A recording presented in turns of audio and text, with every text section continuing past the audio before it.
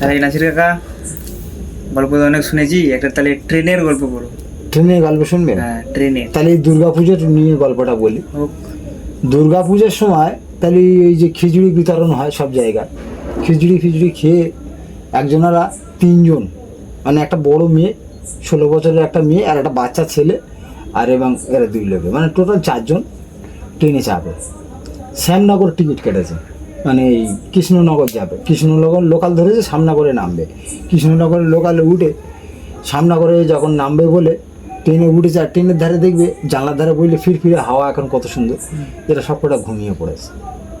সবকটা ঘুমিয়ে পড়ার কারণে তাহলে কৃষ্ণনগরে ট্রেনটা চলে যায়।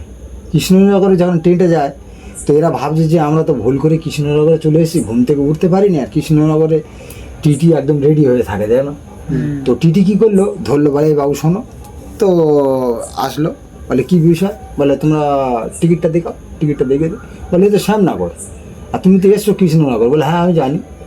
বলে আপনি টিটি যে কোনো প্রমাণ আছে? বলে এই দেখো আমার আই কার্ড দেখো।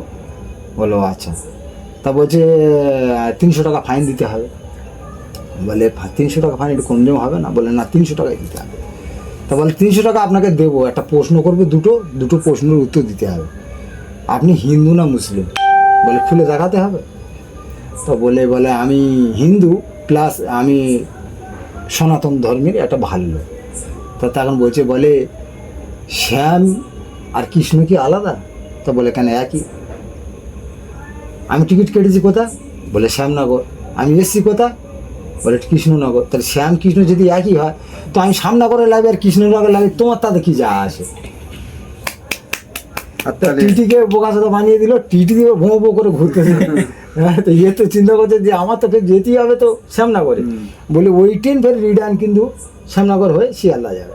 ফের ওই ট্রেনে এসে যে জেনারেল ডাব্বা হয় দেখবে, টিটিটা পুলিশরা বসে, সেখানে এসে বসে। তা বলছে টিটি ফের ঘুরে ঘুরে এসে রেস্ট নিচ্ছে। ইয়ে তো যা বোকা বেঁধে দিয়েছে, তো মাথা খারাপ হয়ে গেছে। এসে বলছে তুমি এখানে কেন? আগে লাভো। বলে এটা তোমার বাপের ট্রেন? এটা আমি টিকিট কেটেছি, আমি তো ওই শ্যামনগরে যাবো, কৃষ্ণনগরে আসি, একই জিনিস, আমি সেখানে খুঁজে দিয়েছি। বলে আগে লাভ। বলে লাভে না বলে লোকটা একবার খুব জোরে ট্রেনে চড় মেরেছে। তো ট্রেনের ভেতর 15টা ভালি খেয়েছে। আচ্ছা। ভালি খেয়ে উঠে বলছে আমাকে মারলে আমার বউকে মেরে দেখো।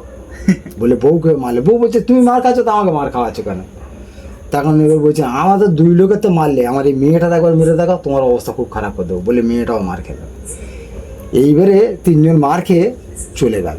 চলে গিয়ে তখন এবার খানিকটা রাস্তা দূরে গিয়ে বউটা বলছে আমাদের মার খাওয়ালে কেন বলো?